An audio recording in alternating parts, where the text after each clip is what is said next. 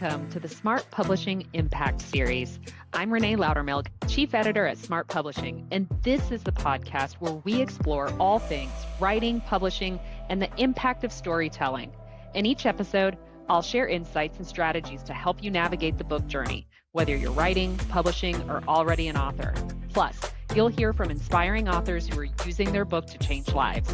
And if you're passionate about storytelling and ready to make an impact, be sure to subscribe, rate, and review. Now let's get started.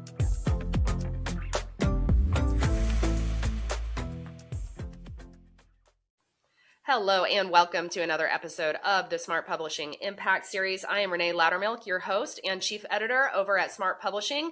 And I am excited because we have a rare but very special show today where I have a guest on. And it's going to be a real treat for you guys because I know that this is one that you often have questions about, you often ask me about. I am the expert all things in writing and publishing. However, I am not the expert in this area. So I have brought on an expert to talk about this. And so this is episode number 52, Securing Speaking Opportunities. And our guest today is Mike C-Roc. And I will let him pronounce his last name. So I'll hand over to him in a second to do his own intro and dive a little bit deeper. But Mike, or as he goes by C-Roc, he is a celebrity podcast host, entrepreneur, performance expert. He has actually appeared on well over and counting by the day, including right now, 2,000 podcasts. He's built a reputation as one of the most well-connected personal branding experts in the game. He founded That One, which has a few branches to it. We're going to be talking a little bit more about That One agency and the work that they do today. He's also a podcast host of That One podcast, and he has helped hundreds of entrepreneurs, authors, and high performers amplify their voices, grow their authority, and land top-tier podcast features. So I am going to go ahead and hand over to C-Roc himself so he can talk a little bit more about who he is, what he does at That One, and we'll dive into all the rest of it from there. C-Roc, over to you. Renee, thank you so much for having me. I appreciate you and your husband, your awesome husband. I got to meet and he introduced us. So thank you so much for having me. And thank you to all the listeners today. It's really important to be curious and learn, right? And so anytime somebody listens to a podcast that I'm speaking, I'm truly humbled and thankful that people want to learn. And I just want to share everything that I've been through and learn to help other people go further faster. So I came from the mortgage real estate business. I built a large operation from Philadelphia to Miami. Did that for 20 years and hated it. Made a lot of money, so the money became a trap. And I hit 40 and I was just like, I can't do this the rest of my life. Like this, I don't want to live like this. But the money was so good. And I was like, I just don't want to, I don't know what else I could do to make this kind of money. And so I started doing some work on myself, Renee, and I finding out like really what am I good at? What am I put here for? One thing I'm a firm believer in God and I have a great relationship with Jesus. And I just don't ever want to face my creator one day and him say, hey, I gave you all this and this is what you accomplished. So that's something that rides with me. And so I went on a journey, self-discovery, and then started getting around some really great mentors that had achieved things that I'd like to achieve, and just started spending time with them and immerse myself in their environment. And things started to come to me. And one of my mentors, a friend, Grant Cardone, told me one time, he's like, dude, you're too powerful not to be known globally. You got to get known. You got to get out there. You got to get people to know who you are, because what will happen is you'll create what I call an attraction model, he said. And 99% of people, including yourself, are in chase mode. And when you're in chase mode, it's impossible, number one, to reach the people that you can help. Number two, to reach your potential. And number three, to really be fulfilled. And I said, man, that makes sense. I said, but how do you do that? He said, go get on podcasts. I said, which ones? He said, all of them. And I listened. I'm coachable. So I went and I started going on 7 to 10 podcasts a week. Now, I don't want anybody to hear that and think that they should do that. There's a magic number in there, especially if you have somebody like myself in your life, which I didn't have somebody like me in my life at the time. but I went on 7 to 10 podcasts. I was the first guest on many shows. I was going on shows that I don't even know that aligned necessarily. I was going on shows where women were talking about menopause and perimenopause, and I didn't even know what that was. But I was doing it all because I wanted to put the reps in and become a better speaker and communicator. And then also, which most people don't realize, in podcasting, there's a thing called networking. And podcast hosts are some of the most connected people on the planet, especially on the upper tier shows. So I started to realize that. And over 5 years, I did 7 to 10 a week, five years straight, over 1,200 podcast appearances, and I'm still doing it. And that's where the story started. And, I'll give you a chance to ask anything, but I can tell you how we developed that one from there. Yeah, I think there's a couple things that you said that I think I really want our listeners to hone into and pay close attention to. And that's what you said around getting the reps down so that you could become a better speaker. I think oftentimes one of the questions that we get is, where should I start? Should I start for free? And that kind of answers that question in a sense of you gotta develop the higher level skills if you want to get to the higher level places. So I'd love to hear you talk a little bit more about that. And then the networking aspect as well. I just want our listeners to really lock in on that. It's not just about like, hey, I'm getting paid speaking gigs, which is the opportunity that some of our authors want, not all of our authors. But I think that there's a lot of wisdom in what you said around it may not always be the speaking opportunity itself, but it may be what the speaking opportunity can connect you to. That's the real opportunity. Would you talk, C-Roc, a little bit more around your thoughts about where somebody starts if they're just getting started, who's not you doing 7 to 10 a week? And I'd also be curious to hear what are some of the connections or some of the sort of downstream opportunities that have come out of that for you. Yeah, for sure. First of all, getting paid to speak is the end goal for some people, and that's great. But it's not going to happen necessarily in the beginning. If nobody, and I'll go back to this, if nobody knows who you are, how are they going to get you to come speak? And if you don't have an online presence of several podcasts, if somebody Googles your name and they don't see you being interviewed by multiple different people, they're not going to pay you to come speak. You know how many podcasts I've been paid to come on out of the 1,200 plus? 0. Directly. However, I've had relationships and started from one podcast that have been worth millions of dollars to me. Okay. So it's indirect, the law of indirect effort. Right. And so if you get yourself out there enough, just think about this. When you go on podcasts, when they publish the podcast, it goes into the Google ranks. Right. And if somebody Googles your name, that podcast appearance will show up. And especially if that host is repurposing the content into clips and pushing it out on social media, this is going to create this flywheel effect of online presence. And what happens when people see you being interviewed by multiple different people, there's a perceived credibility and authority that takes place. Now, I say perceived because, you have credibility and authority. If you wrote a book, you have some knowledge or expertise. However, what really matters is perceived credibility and authority at first, right? People have to see it. And then in the first 3, 4, 5 seconds, they have to be like, oh, wait a minute. Why is this person being interviewed? They must know something. They must be an expert. Why did that person have them on their show? And so, for me, it's get on any podcast you can in the beginning, anything that you can get on. And then once you've been on some shows, then you can start aiming for the bigger ones. But the fact of the matter is that anytime you're building something, business, your brand, anything, you have to understand the idea of leverage.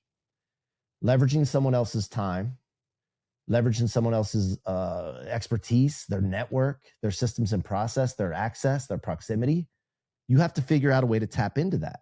And that's what I did. After a while, I stopped trying to get on shows myself. And I said, whose network can I tap into, or who can I buy time from to get access? And so I found a guy named Todd. He's my partner now, that one. And he booked me on over 300 podcasts. I paid him to do it. And, it took off from there, and then we started the company. But at the end of the day, you have to just put reps in and get out there. And if you're running a company and you are very clear on what you're good at and what you like to do, you should not try to book yourself on shows.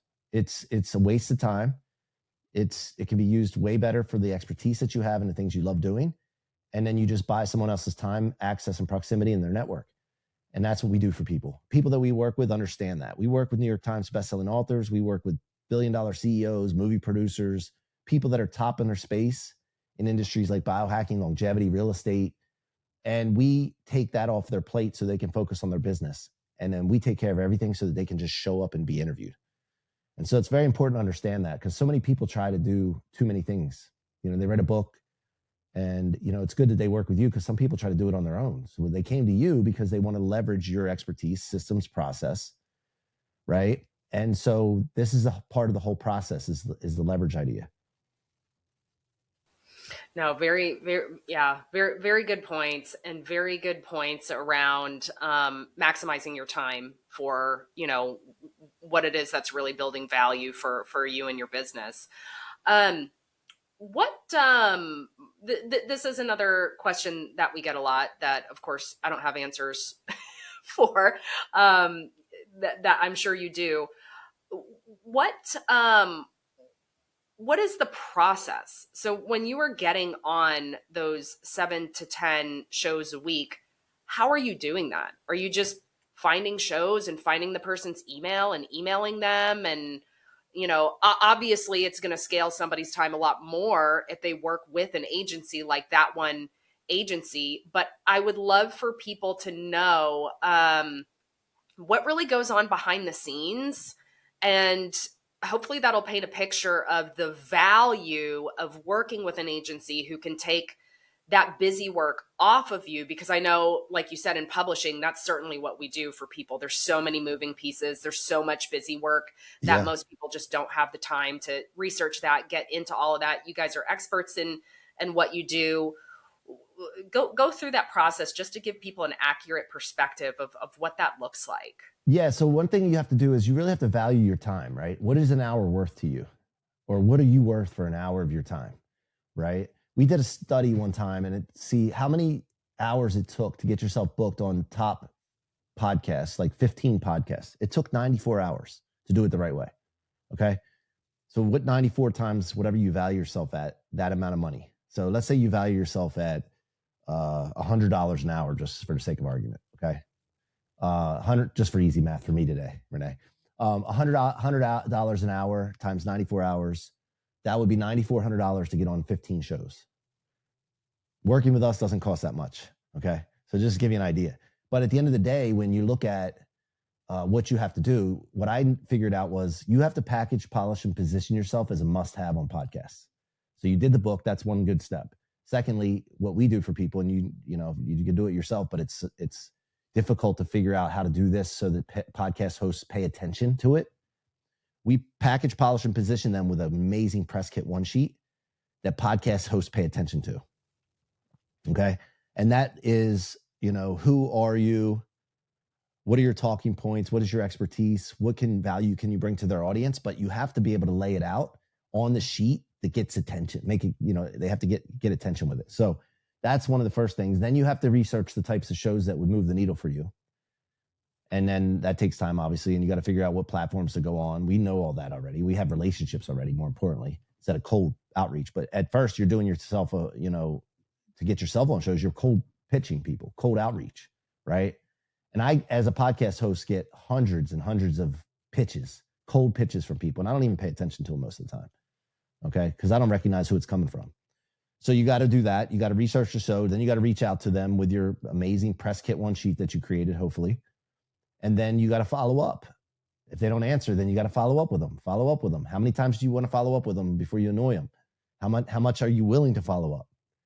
And then when you get the show, you got to go on the show and you got to light them up. You got to bring energy. You got to bring your expertise. You got to be able to tell stories. When I first started, I wasn't a very good storyteller. I had little bits and pieces that I would bring to the interview. And I look back at some of those first ones. I'm like, man, good thing nobody was looking or watching those shows. They were small shows.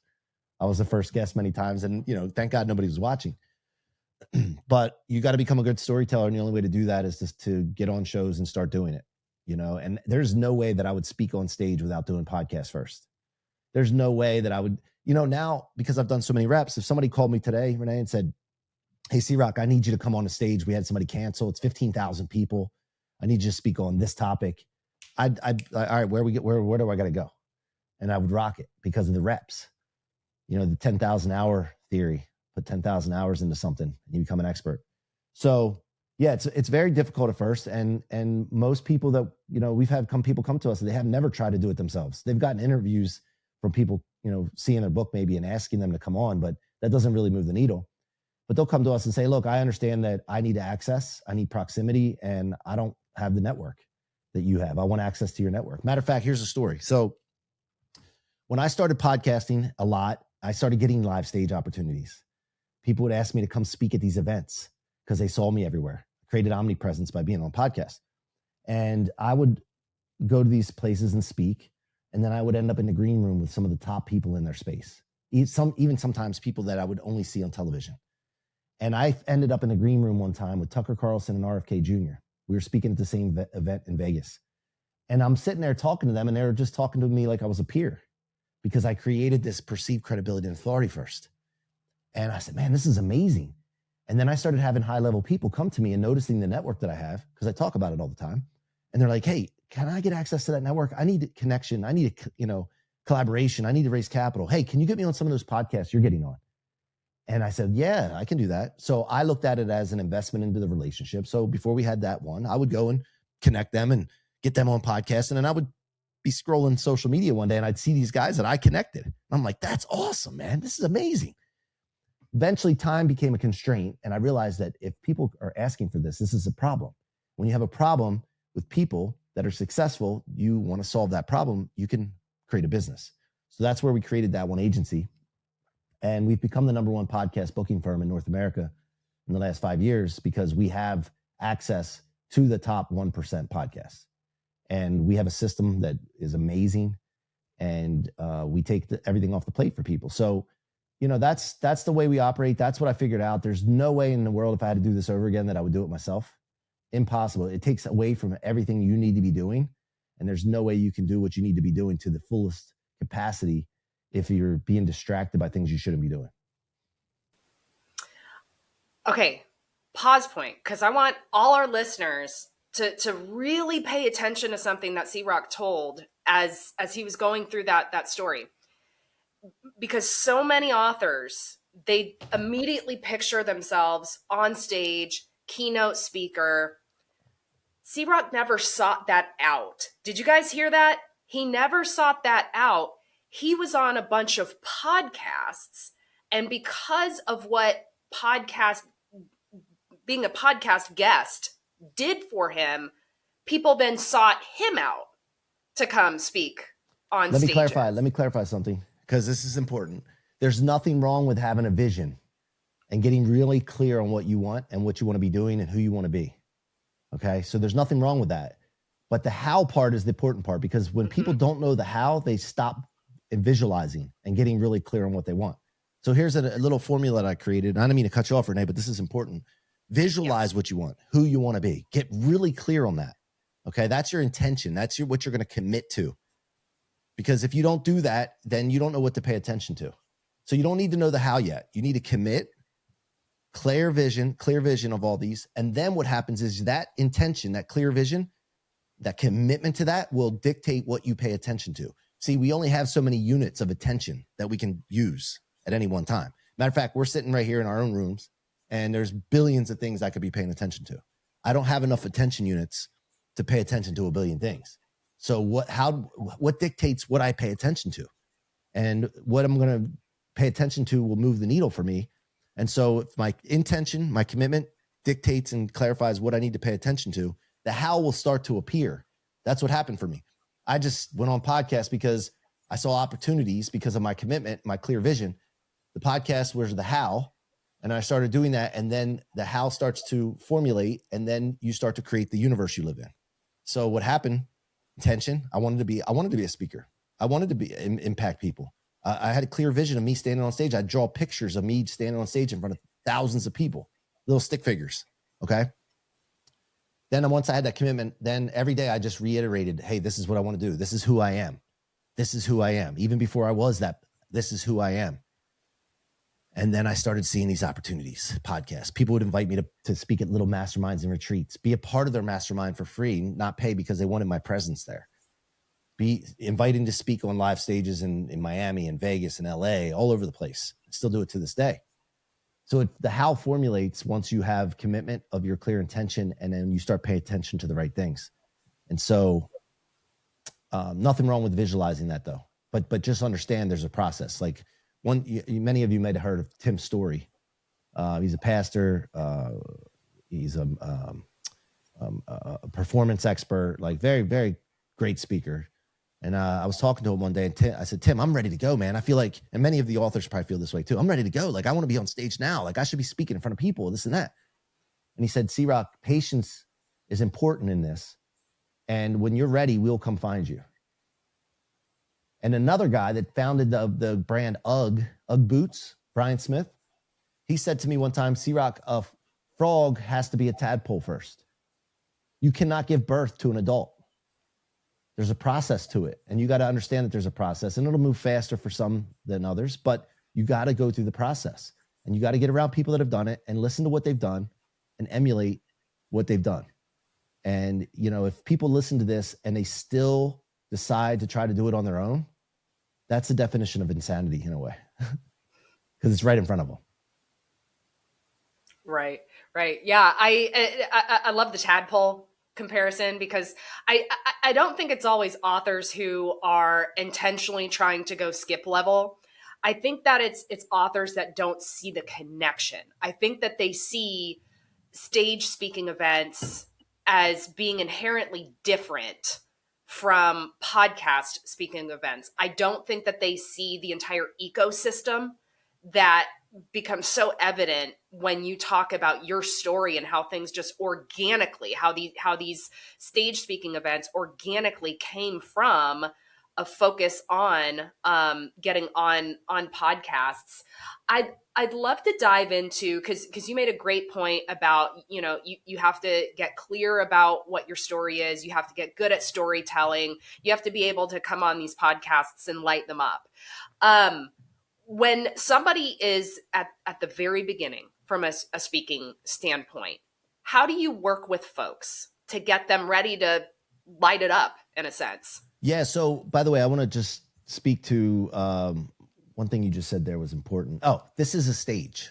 What we're doing right now, this is a stage. Okay. There's virtual stages. Sometimes I'm in studio doing podcasts. That's a stage. Anytime that people are listening to you, that is a stage. So what's the difference between us sitting here, live studio podcast, or me being on a stage somewhere where there's an audience there? There's no difference. There's no difference. It's just the format, the vehicle. So it's very important. It's all stage. Okay. People have made millions of dollars on a podcast, speaking, selling from now selling could be making an offer and being hard to close sale, or it could be telling stories and guiding people and inviting them in. But this is a stage, right? So how do we start with people? Well, if people are just getting started, the one sheet press kit process that we go through on our onboarding calls is very important. We find out how clear that person is of who they want to be, right? And if they're not very clear, we work on the clarity part first. Who do you want to be? Who is I am? What follows the words I am? And then we find out what their expertise is, what their talking points should be. And we bundle it up and package it up and polish and position it so that people want to hear from them, right? So that's the first step. And even if you're not working with someone, you need to know who you want to be. What does that person think? What does that person say? What actions does that person take? And this is just as important, what environment is that person in? What environment does that person keep? Who does he keep around or she keep around them, right? And those 4 areas are very important for the clarity part. Once you have that, it's game on. But then you have to have access and proximity to shows, right? Or stages. And so there's speaking bureaus out there. There's people that book people on stages. I haven't found a good person that books people on live stages yet. I haven't, in all the journey that I've been on, I haven't found a really good company for that yet. Maybe it's just difficult, but there's definitely ways to do it. But starting with podcasts, it's a stage. That's where I would start. Excellent. And then I just want to, the one pager that C-Roc keeps mentioning. I just want to mention for our listeners, it's a solid one pager. You have mine in front of you, right? Yep, I have. Okay. I have yours right in front of me, and I wish there was a way for me to like stick this in the podcasting notes or something, because it's really good. I've seen a lot of these. Typically these go beyond one page. I love how it fits on a one page. It creates credibility instantly. Gives people really great ideas of what you can come on and speak about. Adds social proof to it as well with what people are saying. It's really, really, really good stuff. So I just wanted to give a little testament to the fact that, yeah, this is solid. Thank you. Is there anything different that authors need to do to leverage their books? So say you're an author, you have a book. Is there any specific thing that they have to do to leverage that book in securing opportunities? Well, first of all, having a book is great, even if it doesn't sell a whole lot of copies at first. But it's basically creates this perceived credibility and authority. If you're an author, people hear that, oh, an author, perceived credibility and authority. I know in my area where I live here, very few people have written a book. Now, if we look at across the United States, a lot of people have written books. But in my area here, you could probably count on a handful of, I don't live in a big city, of people that have actually, they can call themselves authors, right?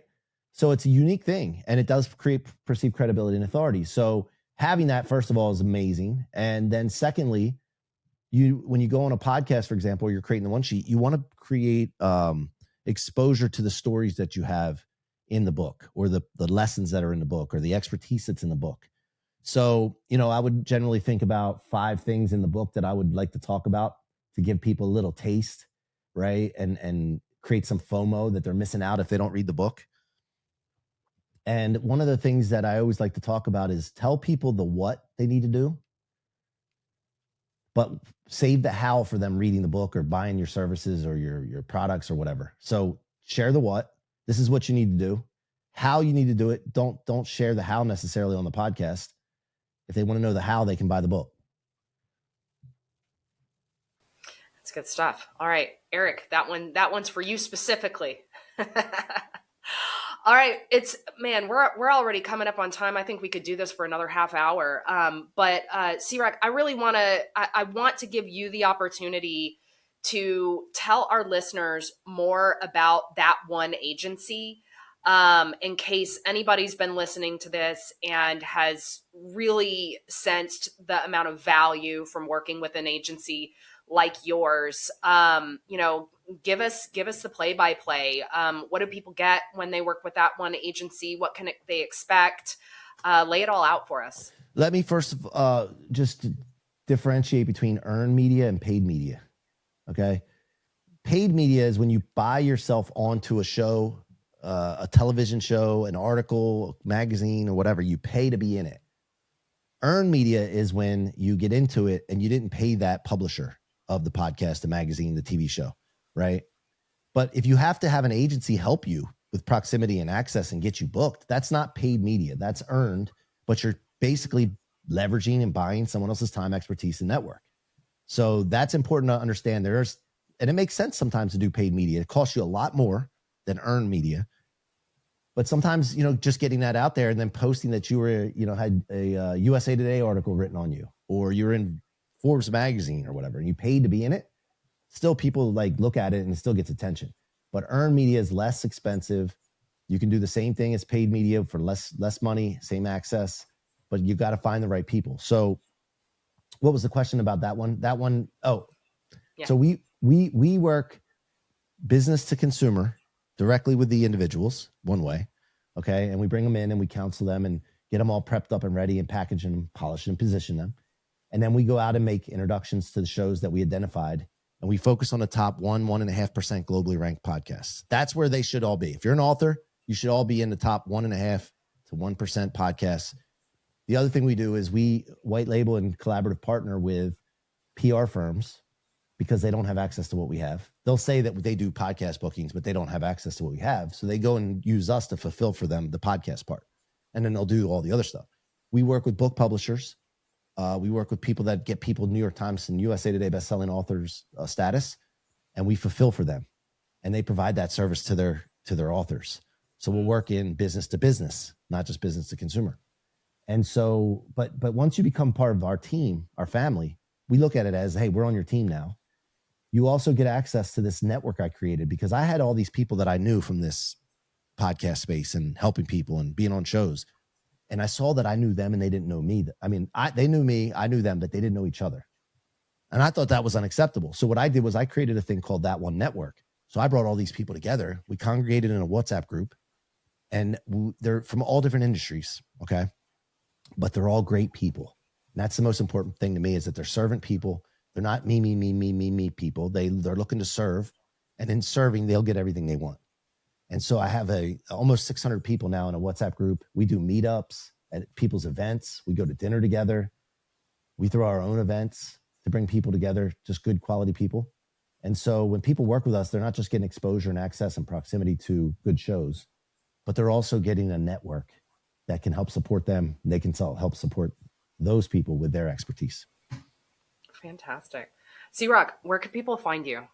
Yeah, you can, Instagram is the best. Mikey, M-I-K-E-Y, C-Roc, C-R-O-C, Mikey C-Roc.